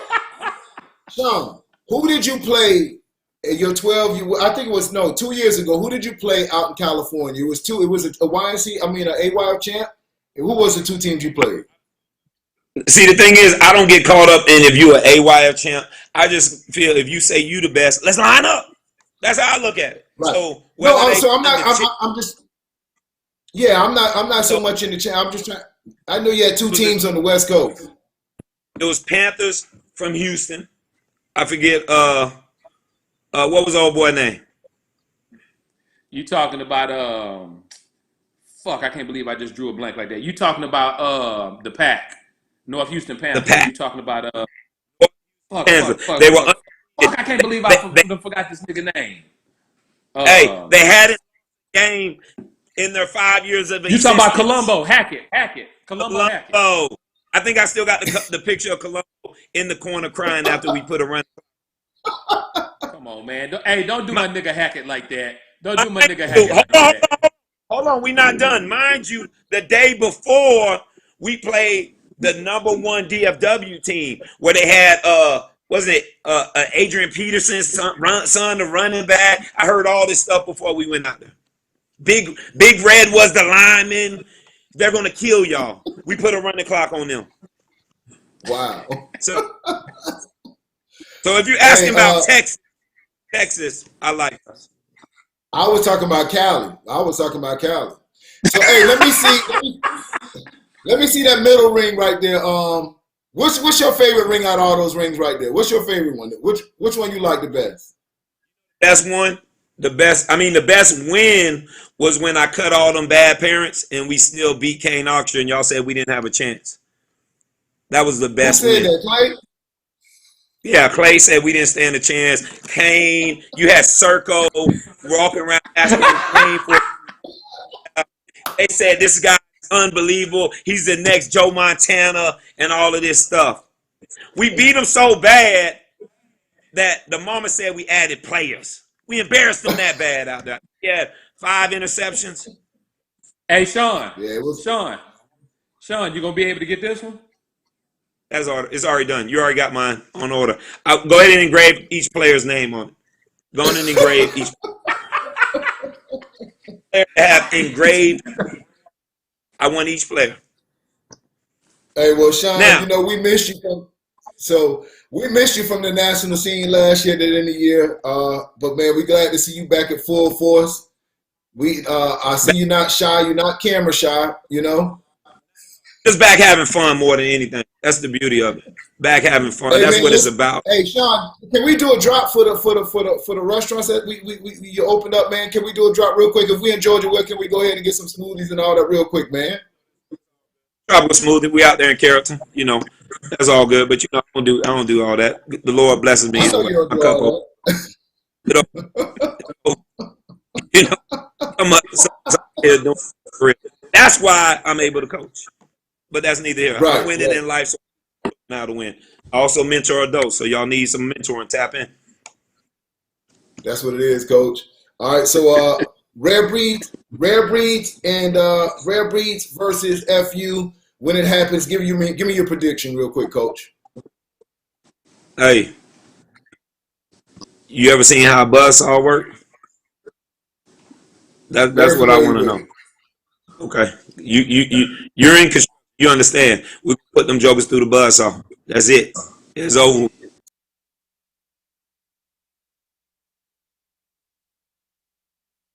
Yeah, and enjoy anybody in the nation. Go run and tell your mama. Well, you heard it here first, man. Sean, thank you for stopping in, my man. Representing Hold on, before we go, we're not leaving yet. Come on. I'm hijacking this joint. So let's talk about this weekend going to Arizona. What's your Who you got in Arizona, Sean? Air? Well, I'm riding with my little bros. You know what I mean? You know, I got to support. If anyone, so for the new people, I'm the one that started Georgia versus everybody. I started that movement, so I still support it. So I'm going to be supporting my little bros. But who do you guys think? What do y'all see? OG Ducks versus Rare Breed. What you like? Well, right now, I think OG Ducks puts up. Go ahead, Clay. You said what? I'm going to roll with Rare Breed. I go with Rare Breeds on that one. What you got? What you got, Jonah? I think Rare Breeds have a special player at the quarterback. I think he's the difference of the game. He extends plays, makes plays that is hard to defend at a 10 and under division. It's hard for a cornerback to look in the backfield, cover receivers, and watch what that kid is doing. I think he's the difference maker in the game. I think Rare Breeds can win by 2 points. Nice. 2 points or 2 touchdowns? Now you heard what I said. Listen. No, well, hey, wait, stop. That's no disrespect to Rare Breeds. No, hold on, stop. Listen what I'm about to tell you. Rare Breeds. Listen, that's no disrespect to Rare Breeds. Let me make my point here. 1 point a win, 2 points a blowout. If you look at Rare Breeds, they keep games close. Look what they did with Blue Crush. Blue Crush was a 2-point win. You look at teams against RDU, it was a 2-point win. It's not that they can't do. They're the 2 point shotties. That's what you. Listen, I would, if I was in Vegas, it would be a 2-point win. That's what I'm sticking with. I like OG Ducks. I look for them to be in the national hunt, but I think the Red Breeds can win it out by a tight game. It won't be by a touchdown though. Hey, what about? I know. So with this team, a lot of people don't know that you took on a new team and you rebuilt the team. That team, correct me if I'm wrong, they were in the YNC Nationals last year, correct? They were there, yes, sir. A lot of people going from that team. Okay, your players that are still with you from that team, obviously you always look for experience as leadership. How have those players kind of stepped up, or if they haven't stepped up as leaders for your team this year? No, they have. I got quite a few. They bought into the system. Like I said, you know, when you start making people do 100 hills and all this laps and stuff, it could be tough. So a lot of people can handle that. The young men that are there, iron sharpens iron. That's the cream of the crop. So that's why you have the best of the best from last year. And then we got a couple other kids that we brought from other teams. You know, and like I said, we added a couple coaches. So it's something really special coming together. It's really coming together nice. Coach. All right, Jonah, get this nigga off the screen, man. Man, Hold on, Jonah. Because here's what I'm trying to understand from you. This is what the people want to know. We need to know the precedence that's being set right now. Because see, when the team was smacking everyone in the country, we were the predator. We didn't sit at number one and not play anybody. We played everyone. We usually average like 30 games a season. My question for you, Joni, as Clayton just called you. Oh, Lord. Who does SED have to play? Who does SED have to play? Are they just allowed to be number one and they could just hide all year? Is that the standard? Nobody allowed to hide, brother. They got to get in. They got to put in the work. What happens if they don't play anybody, Joni? Well, I'm not finna answer to no Joni. Ain't no light skin dude finna come on my show and say anything outside.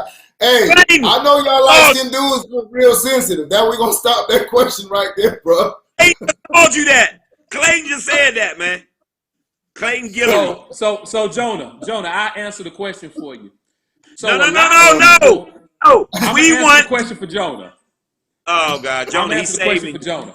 I want Jonah to answer. A lot of people have tried to start this narrative that SED plays no one because the simple fact is y'all upset that they're the national champions. You got to get over the shit. Here's the thing. They've got 3 teams in their league on 10U that will the nation if they didn't have to play SED.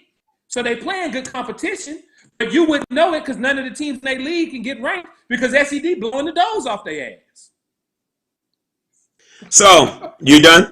Are you done? So, if you're out there in the internet world, once again, if you don't notice, there's one person always. There's one person. No, that's not true. Clayton, let me ask you where you're from. Oh, here you go. Third Coast born, baby. What? I don't know what that means. What does that mean? Exactly. What is third coast? Exactly. So don't bring your ass south of Atlanta. He's from Texas. So he has to protect SED. I don't have to protect them. They do a good job of that. I ain't got to protect SED. I ain't got to protect the crew. I ain't got to protect CD Jags, City Life, Rampage, nobody. Lambo gonna embarrass the crew, but that's neither here nor there. Now, Jonah, can you answer the question? There's no team from 6U to 14U that can sit idle, 100%. So SED has to play someone is what? SEC plays every week. This is why when you saying SED has to play somebody. No. Do they have to play someone out their league, sir? They got to play a top schedule just like anybody in the country. Stuttering, don't stutter. Simple question. Oh, here you go. Hey, Sean. This is not somebody at your smoothie shop, Sean. This is somebody that's going to respond to you 100%. Hold on. So let me explain it to you. SED got to play somebody just like you got to play somebody 100%.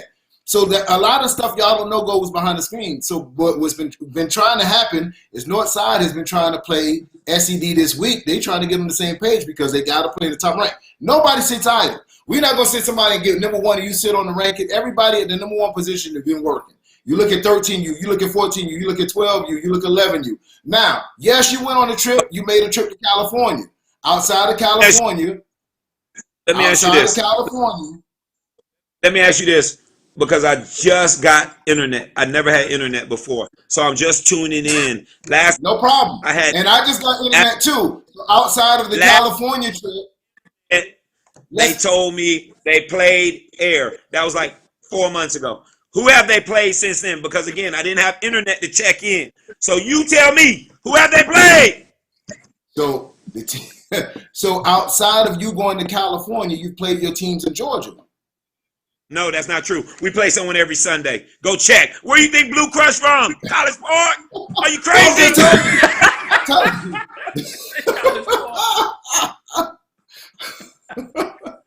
So I'm telling you. So you the number 2 team in the. in the country now. Y'all just got to line up and play it, coach. It's not about me. But to This is answer for your every question, age group. hold on. Okay. To answer your question, any team, including SED, has to keep an active #1 schedule or they'll get jumped. Okay. To answer your question. Senor Jonah. Okay. I love it. I'm Okay, asking now you got my attention.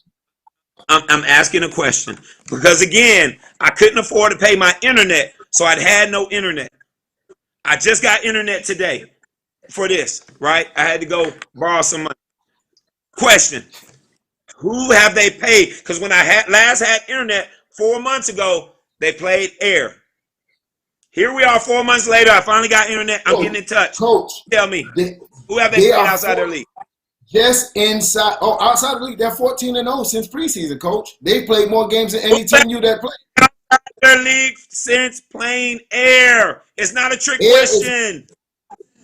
Coach, they played inside of the thing inside of Dallas when we played in San Antonio. They played the games and played in air. They played 14 teams, coach. They undefeated for a reason.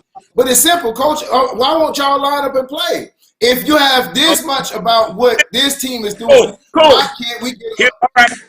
Now you're talking. Why we can't get y'all to play each other? Now you're talking. So let's start here. Battle billion-dollar company. Jonah Construction dollar company. Telling you now, I have 30 kids, a few coaches. Tickets are $250. Can we get both of you guys to step up to make this happen? Coach, the same way you got the Texans before is the same way you got the Texans. Yes or no? It's yes or no. Hey, I don't coach no team. Yes or no? It's not for us. It's for the kids. I don't coach a team, coach. I tell you what, I can fly out to Texas and beat y'all out there. Can we count you to sponsor the children? No, you can count me to be there on the sideline to cover the game. I'll be there. You have my word, Sean. Senor Jonah's Construction is out. Now, Mr. Battle Representative, YNC Representative, can we count on you guys? Sean, you know what my answer gonna be. Yes, no. I don't know. I want you to bring your crisscross yellow looking ass to Texas if you want to play the defending national champions. It's simple. Why we rapping and talking about who they played or who they didn't play? Why we trying to get a win over the internet? Get up there and play, Sean. You travel too much to be having. This is the most I ever seen you talk. I'm not trying to get a I'm trying to help you change this culture that's coming about. You're allowing a new culture of weak football. Back when you guys started, everybody had to play. So I'm just checking you guys on your culture you're allowing. It's not really about SED. It's about all age groups. So you know. So let's go down all age groups. Talk about all the #1 teams in the country. Okay. Who are they? 14U. 14U. Rampage. No. That team last night, they had a big win. Big win. Keefe got embarrassed. That's the first whooping Keefe has ever had. Ever. No, he's had worse. But yeah, that last game between them. That was rough. Yeah. I mean, Vegas got him one time, and then it got worse. But listen, that's the only team that I think that could really beat. But those teams getting out there getting to work. You see what I'm saying? 13 under. Rampage went like 6 states already. 12U. Rampage. Hold on. I love what Rampage is showing you how it's supposed to be done. It's unfortunate they had to wait till I stepped out the age group, but it's beautiful what they doing. They deserve all the credit. They going everywhere. They going to your city. They'll pull up to your backyard and play you. So all credit to them after Dream Team is gone. You did beat them in California, right? No. Remember they had an excuse. They had you didn't. Yeah, that's right. It wasn't Rampage. My bad. Yeah, that wasn't. Hey, 12U, Louisville, District Heights. They played Southfield Falcons. I mean, you name it. They played them already. They played CB. Dude sets the standard. You can't argue with him. But old school, so that's why. But go ahead. 11U, OG Ducks. OG Ducks beat 5 ranked teams just in Georgia alone. No argument there. They won. They earned their strike. They are undisputed #1 team right now. Now the 10 and under. The worst number Just 2 get team we have ranked. Skip over it. Skip over it. Skip over it. Go over it. Let's go to 9. Man, hey, Sean, I don't want to talk no more age groups with you, bro. This over with, man. Hey, I tell you what, this is what we're going to do. We're going to put up the 11U bracket, and we're just going to cut Sean off. So on the count of 3, we're going to make that switch. 1, 2, 3. Get his ass out of there. All right, Sean, I'm going to holler at you, boy. What if 11U bracket? What if? Now, we talked about this, man. 11U is an age division that's so thick, we may have to take 10 teams. If the bracket went down today, this is what it would look like. You'd have RDU and the San Antonio Outlaws playing each other in the first round, and that winner would get OG Ducks. You would have the Carroll City Chiefs and the Louisiana Grizzlies playing each other, and that winner would get the DMV Knights. You'd have the West Orlando Jaguars playing the Rare Breeds, and you would have the St. Louis Bad Boys playing Playmakers Elite. So, give me your 2 teams in the national championship off this bracket, John. Man, listen, I'm gonna just say it like this: until somebody can come out and beat the Ducks, there's no need for me to even break down all the brackets, man. Ducks are the team to beat right now. They've been more physical. They've been playing. Here's what I look for a team: they don't do any gimmick football. When they want to run downhill, they hand off the ball, off tackle, they get 7 to 8 yards a pop. They don't have to do any reverses. They don't have to do any screen plays. Until somebody can challenge them, there's no need for me to break down these other teams right now. Unfortunately, I just think the Ducks would be the national champion until somebody can step up and punch them in the mouth.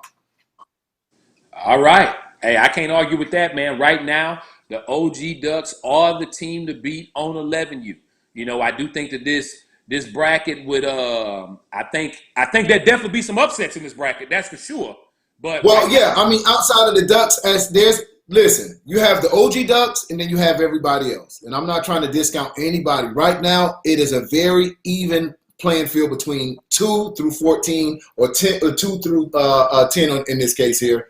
It's an even playing field. Anybody can beat anybody. Now, can they catch the Ducks on a day where they can beat? Absolutely. Listen, the Ducks aren't unbeatable, but right now, with their body of work has just been really head above heels among anyone else. So I'm just calling from what I've seen this season. But 2 through 10, man, it's an even bracket. Like you said, you can witness it by the Rare Breed just knocked off RDU. Orlando Jags ended up beating Rare Breeds. So even though Rare Breeds had to win over over those guys, look, Rare Breed just took a loss to Orlando Jags not too long ago. So these guys are knocking each other off. So the DMV Knights, they knocked off RDU. So they're knocking each other off in those particular areas. The Grizzlies, they lost to the Jaguars. So arguably you can say the Jaguars beat the Rare Breeds, the Jaguars beat the Grizzlies. You can arguably say that the Jags are probably one of the better teams up here to potentially play OG Ducks. But the OG Ducks, every time they've lined somebody up, they've beat them at least by 2 touchdowns with the exception of the Suns. And Arizona Suns, outside of just playing the Ducks, they haven't played anyone nationally that we can say, hey, man, it wasn't a fluke. It wasn't just a bad day for the Ducks. We need the consistency out of the Suns to keep them inside of the top 10. Most definitely. Jumping into the 10U what-if bracket. Again, guys, we talking about what if. If the YNC started today, this is how the bracket would pan out. You would see, I'm going to make the announcement for Sean, the number 1 10U in the world, Southeast Dallas Wolverines would play Air in the first round, a rematch of a preseason matchup. You would have Falcons United facing the Miami Garden Ravens first round. You would have Rare Breeze playing Lauderhill Lakes Vikings first round. And then the Bessemer Tigers versus the Northside Pride first round. Give me your 2 teams. Man, how crazy would that be that Rod Mack would take on Sean Moffat in the first round of football? That would just that'd be crazy, right? Oh, man. And then ABG boys that's worth a flight to Florida right there. Just for that. Off rip, and then you're talking about Rare Breeds taking on Lauderdale Lakes, or Lauderdale. It's supposed to be actually Lauderdale Lakes. The Vikings. Man. No, you good. So Lauderdale Lakes, they're a tough defensive team. They beat Rock Mac in a very close game, 7-0 earlier in the season. But both of those teams are starting to gel now. So you got to talk about Rare Breeds. It's just tough defense against an explosive offensive Rare Breeds. That'll be a movie. Bessemer, we know is a tough team, man. Bessemer is going to always be one of those top teams in the country that week in, week out, they're going to just bring everything to the table. And the Northside Pride is probably one of the better teams in Florida. When you talk about Ravens, Lauderdale, and Northside Pride, straight football, man. And so, like I tell you, this is a very competitive bracket right here. This 10 is a movie, bro. A movie. Looking at the 9U, what if? Now, I'm going to tell you, man.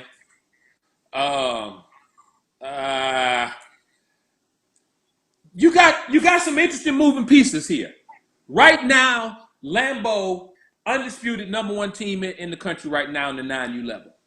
First round, they'll be playing the Duval Jags. Then you would have the OG Ducks versus Great Elite. Miami Garden Chiefs versus the Crew. And then the TNS Cougars versus the Fort Lauderdale Hurricanes. Give me your 2 picks on this one. Well, yeah, I'll get through it quick, man. But I would really think, man, Lambeau's definitely going to be there. Crew, I don't know what to think because Crew's had some mishaps this year. Crew, I would have said early in this year, it would have been a Lambeau Crew rematch. But I really like how the Hot Boys have been playing from the Miami Garden Chiefs. They knocked off the Fort Lauderdale Hurricanes, a very close game again. So this is what I really think. It's going to come down to, I think Fort Lauderdale Hurricanes just a little bit stronger than the Cougars out of Texas. And I think the Chiefs will want to see the Hurricanes. But listen, these two teams got to play each other in the Super Bowl. Chiefs and Hurricanes. The winner out of that may make it to the championship. If this was the bracket, it may be Lambeau and the winner out of the Chiefs and Hurricanes. Unless the Crew can just come back to their old ways again. Ducks is a nice team, but I don't think they have it to be the push over to the top with these high-caliber football teams here. Great Elite is always a tough team. They haven't gotten past the second round yet, man. So they have to prove that they can win the national games, the big national games. But it came down to Fort Lauderdale Hurricanes and the Crew last year. Came down to one call. Very true. Very true. So, again, guys, I see your comments and this and that. Guys, these are what-if scenarios. What if? Anything can change. I see people, well, what about this team? What about that team? Hey, people have to continue their season. People have to get through the playoffs. One thing about it is once these invitations go out, I'm going to tell you, man, they are contingent upon you continuing your success. But this is what we're going to do tonight, Jonah. This is going to be the first time I've ever done this. I'm going to give out the very first YNC invite tonight. What? Tonight. I'm giving out, and I'm finna give it out right here on the air. What? So, Howard, Lambeau, oh boy, 9U, you are the first team to be issued your YNC National Championship invite. I will send you, I have everything in your email tomorrow morning, Howard. You have officially been invited to the Youth National Championship in Miami. First invite right there. Wow. Okay. Lambeau. Okay. So why Lambeau out of all these other great age groups we've been going through? I mean, you talk about 12. You got some dominant teams. You're returning national champion, the Louisville Chargers. You got 11U that's been dominant with the OG Ducks. You got 10U that's SED. Why Lambeau with the first invite? So here's my thing with Lambeau, man. I've watched Lambeau from preseason till now, and it's been a consistent dominance by them. I think in the preseason at one point, they had scored like 305 points and hadn't given up a first down or zero. How I'm going to fuss you out? It was 480-0. Okay, I'm sorry. I apologize, Howard.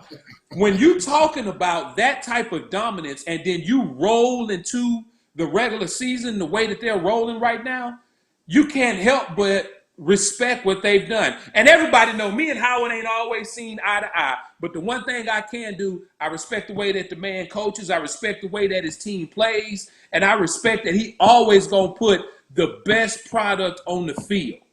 So, like I told everybody at the beginning of the season, when they asked me, who you think will be the national championship? I said, without a doubt, it's going to be Lambeau and Crew Part 3. But, as you can see, things have kind of changed since the beginning of the season. Now, we still could see Lambeau and Crew Part 3. But one thing is for sure, you're going to see Lambeau at the YNC in Miami, Florida, because they got their first official invitation, only invitation sent out. Wow. All right, well, let's jump it down to the 8U. 8U. Another age division where we're talking about 10 teams. And you and I talked about this a little bit earlier about how thick this age division is. Yeah. So the way we've got it set up, if this thing went down today, you'd have the Duval Jaguars playing Pac Prime in the first round with an opportunity to go against the Twin City Outlaws. You have the Wahoma Seminoles versus Lauderdale Lake Vikings with an opportunity to play against Georgia Eagles. Then you'd have the OG Ducks versus the Tarrant City Tide first round, and then the Miami Garden Ravens versus More Truth in the first round. Talk to me about what you see here, Jonah. Man, this is a very even playing field here, man. You got a lot of teams that I just think are super special. I think I like the Miami Garden Ravens teams out of Miami, of course. Seen them up and close, and Coach Rod does an excellent job for that team. They'll be prepared week in and week out, real physical. But they'll have to go through a lot of their lakes. That's not an easy win for them. That winner is going to come out of the Florida Youth Football League. Then, man, Twin Cities, what can I say about them? They stumbled earlier in the year, and this is not a team that, we usually graduate to number one, but they've just been playing lights out football. Then also not too far from them, the Georgia Eagles probably have one of the most efficient passing games in youth football right now. You got to have cover guys to play them. If they do three-step drops, the ball is out. The Val Jags, a lot of athletes out of Florida as well. Pac Prime, already know about Pac Prime, man. When the big kids on there, Pac Prime is definitely going to bring – you got to come bring your lunch pail to compete with those guys. So it's a lot, and one of your favorite teams that you liked earlier in the year with their passing game is more Truth. So a lot of teams that I think now, and listen, so this was going to go down on the 8U this weekend. OG Ducks have already flown over from the West Coast to take on those two top teams in Georgia. So this bracket can be changing tremendously. Boy. Yeah, so Coach Keefe, also not only on just the 14U as the head coach, he's the offensive coordinator of the OG Ducks 8U. Does an excellent job. They have a number 21 on there who's going to bring the highlight reels. This kid is special. You've seen him out there when we were on the West Coast. We've seen this kid play, and they went undefeated on that weekend. But they've never seen anything like the Twin City Outlaws, and they haven't seen anything like the Georgia Eagles. Now, 21 is going to get his points on offense, but they're going to have to defend two of the dominant passing teams out of Georgia. So they'll have their hands full. But hats off, again, to the teams that's not running from smoke. OG Ducks coming to play number one and number two in the country. Man, respect to the Ducks. Win, lose, or draw. I love to see that type of football. That's what we were talking about with Coach Sean. I know he wants to come over and hijack shows, but it's real talk to come out there and compete. So let's jump into 7U. And in the 7U again, what if scenario if it started today? So if it started today, first round, you have the Crew versus Hapeville Hornets. Yeah. You've got RDU versus Bessemer Tigers, Grant Junior Pacers versus Lauderdale Lake Vikings, and then you have Pac Prime versus the Laurel Stallions.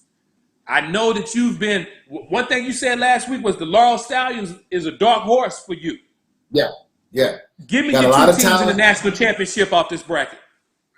Oh, man, if I had to give you two teams right now for a national championship, it's going to be Crew and RDU right now. They've been playing the best football and most consistent football week in and week out. Two top teams right now, that will be who's playing for it in the big stadium with the Jumbotron, with the big announcers, with the instant replays, with the red flag challenge. It will be the Crew. It'll be Texas versus Georgia. Texas versus Georgia. Man, let's wrap this thing up.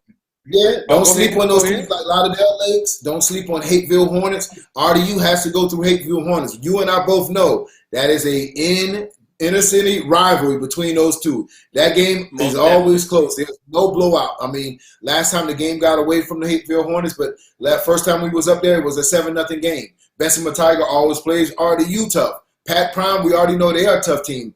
The Stallions are there. Another bracket that's just going to be a movie that's going to come down to the end. Most definitely. And let me remind you guys, we're looking at what-if scenarios. Nobody except for Lambeau out of all these teams have received a invitation to the YNC Nationals. So this thing could change tremendously. Like Jonah was just talking about on 8U. You've got 3 teams in that bracket that are finna play each other this weekend. You've got teams that are not on the bracket or teams that are not in these what-if scenarios that are going to jump into the brackets. So don't get all upset. Don't think that your season's over with. We're just throwing something out there to talk about a little bit. Let's jump into the 6U what-if, Jonah, and wrap this thing up for these people. So yeah, 6U what-if scenario. Again, we've got the Crew versus Lauderdale Lake Vikings first round. We would have Duval Jags versus RDU. Grant Junior Pacers versus Osceola Cowboys. And then 8 Mile Giants versus the Elite Golden Bears. Talk to me. Man, this here is probably what 6U. We all know those kids wake up one day with a snotty nose. They don't want to play football. But I can tell you, Texas Crew has been playing dominant and consistent football. Duval Jags, man, they feel like they got the best machine when it comes to the kids in here, and Osceola Cowboys feel the same way. I get everybody in Florida saying the Cowboys ain't beating anybody, but the Cowboys have been playing consistent football. Best team out of Alabama, 8 Mile Giants. And then, of course, you know those Bears out of Texas. So the 6U, man, is going to come down. And, of course, you can't forget Lauderdale Lakes. I think Lauderdale Lakes is the best team in the FYFL at that particular age group. So that's a lot. It can say a lot. And then RDU, of course, represented. So this man is going to come down to coaching. What can they do to take advantage of the speed on the team? And then who doesn't give up big plays, man? It's all going to be about management. And like you said, Clay, this is not the final brackets. I know there's some teams missing out of it. You'll see that the top 15 teams still have an opportunity to get in here, and we're only hitting those invites. But tell them about how special next week is going to be, because you're going to be giving out more invites as we come to next week, mid-October. Next week, mid-October, and like we told you guys, we want to give these parents an opportunity to be able to set up their travel and register with their hotels and things a little bit earlier. So we're going to pass out more invitations next week. You know, these are the things that are going to be very, very crucial, because here's what you have to remember. The invitations are contingent upon your continued success throughout the season. Just like you received the invitation can also be taken away. You know, in addition to that, it gives you an opportunity to make sure you get everything situated, make sure your roster's in place, make sure everybody has hard copy IDs. You know, one thing people need to understand about these rosters, and I'm going to say this because I've had a lot of people chime in to me asking these questions.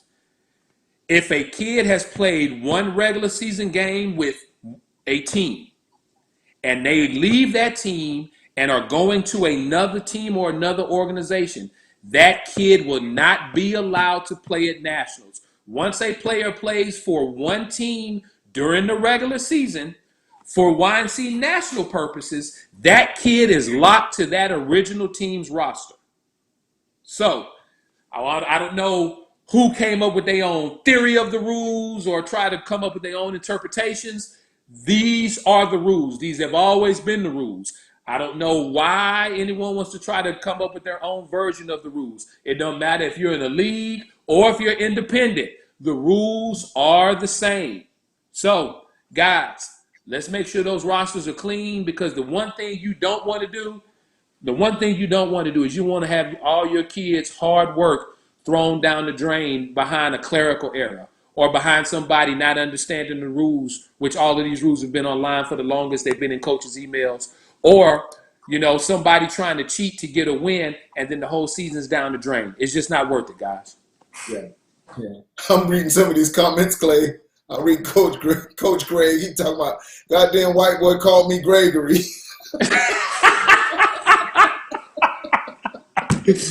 That boy Street is a fool. Oh man. So listen, Jonah, you know, since we done put these what ifs out there, everybody's like, where else do we fall at? Tell the people when they go see these rankings, man, so they can know how much work they have to do to get into the what if category. So absolutely. So we drop rankings this coming like we always do every week Wednesday. So we want to make sure there's big games taking place this weekend. So we want to make sure we gather it in and get you guys all teased up. When Clay and I come back here next week, we'll be dropping the solid top 15. And why are these rankings starting to get more important now? Well, these rankings are really going to be what Clay said earlier. It's going to seed the teams. It's going to place the teams, and those are the teams that will give the invites. So this is how it works. So when it goes to the invite committee, we'll take 1 through 8. But if 1 through 8 is not available, or they're going somewhere else, or they're not going to travel, then we'll go to number 9. So it's important. Don't look just at the top 8. Make sure you pay attention to the top 15s, because we'll go by default straight down that particular list. So if you're the 19th and that one of those teams don't accept, or they can't make it, you're in there. You coming to Miami. You see what I'm saying? You're playing for a national championship. And again, here's the truth. Yeah. In the past, I can't recall, but maybe one bracket where all top 8 teams came to the YNC. You know, now we've had situations where we've had 6 out of the 8, 7 out of the 8, 5 out of the 8, but I can only remember one time when we truly had all top 8. So if you're at number 9, number 10, 11, 12, you know, it's a good chance that, you know, hey, you will have an opportunity to compete at the YNC in Miami. All I can say is this: keep winning and keep doing everything you can to try to work up these Generation Next rankings, because unlike other rankings, these rankings actually mean something. And listen, number 1 teams, and let's just put it out there, you have not arrived. It is a destination. I mean, it's a journey. It's not a destination. You're not safe. And we're in October. You can't hit cruise control and think we're reserving number 1. And there's some valid points there. You got to play football. And listen, if you got teams in your neighborhood, I mean, let's cut the adult beef. It's about the kids. Let them get out there and play some football. Let them, I mean, because you guys, even if you're not going to play in the same national championships or things like that nature, go out there and compete, man. I mean, everybody's grown, so we can't tell any grown men where to go play your football at. Well, we would just recommend, man, hey, have some fun with it, man. Just put on experience for your city. Do some fundraisers for your teams before y'all travel in December, and let the boys do their thing. But here's what I would do, Jonah, and you made a good point. I've had a lot of different people reach out to me about an invitation to nationals. Teams from UYFL, teams from the Snoop, teams from AYF, and teams that have players that play FBU. Here's the deal. At YNC, we don't care if you play in the other tournament. You can play in the UYFL. You can play in the AYF. Your kids can play in the FBU tournament and still be participants of the YNC. But here's my recommendation to you guys. I've been hearing that in some of these other events, you won't be able to do both. So you might want to talk to your league president or administrator to get it in writing that it is okay for you to play in both events. Because what I don't want is for a team to get invited, they accept the invitation, parents book their flights, they pay for all these hotels, they pay for all this money, and then they realize a league is strongholding them and won't allow them to play in both. And it'll penalize them somewhere down the line. So make sure it's in writing, because you're going to need something to defend yourself. I tell you, a lot of these guys, they're not straight up. Make sure it's in writing, because we want to make sure if you want to be at the YNC and you receive an invitation, there's nothing holding you back.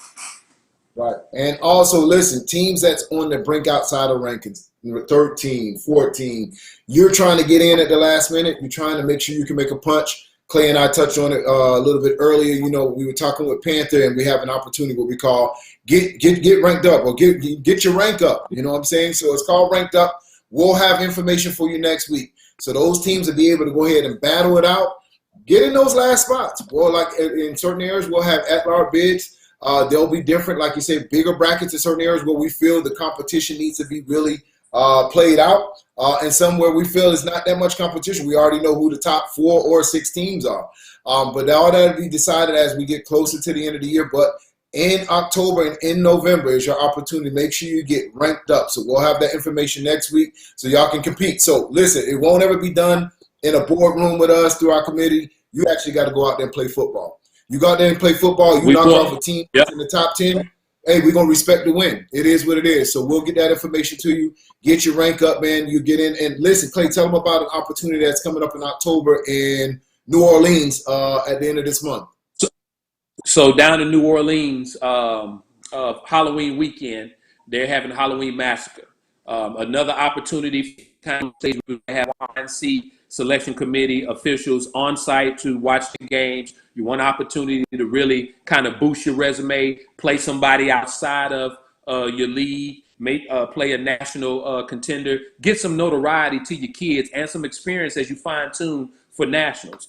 Get in contact with Sydney Harris. You can also get in contact with Eric Oubre. Let me say it, Oubre, because he gonna chop me up for saying his last name wrong. Those two guys can definitely get you in the mix. It's gonna be a great event. Like Jonah said, next week we're gonna have more information on the rank up, and Panther will have this thing rolling out. It's gonna be an opportunity for people to really challenge for those final YNC spots and get your team in the nationals. Absolutely. And so if you guys want to start putting your name in the mix, you can reach us at info@genx.com, and that's info@genx.com. We'll have more for that information, like Clay said, next week. So that's info@genx.com. We'll get back to you.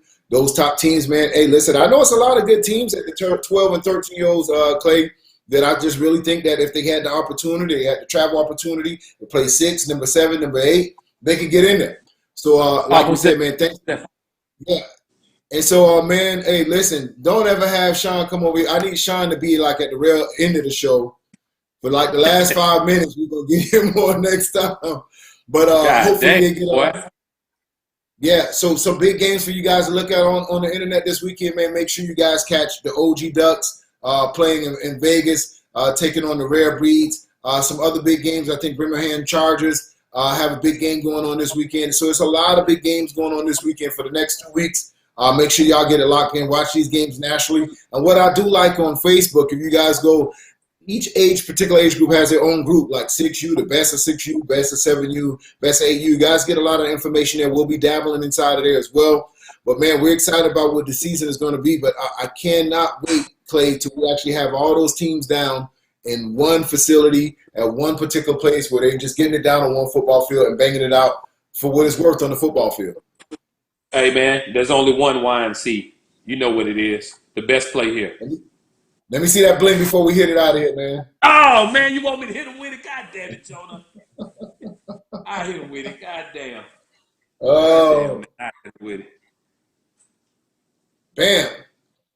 All right, champions. Y'all go ahead and get y'all bling ready this year, man. Hey, we'll see y'all next week. We drop the rankings. Who's the top 15? Rankings, and most importantly, invites go out next week right here on Rankings Uncut. Of course, for me and Clayton and my man AG in the background, we'll catch y'all next week, same place, same time, right here on Rankings Uncut.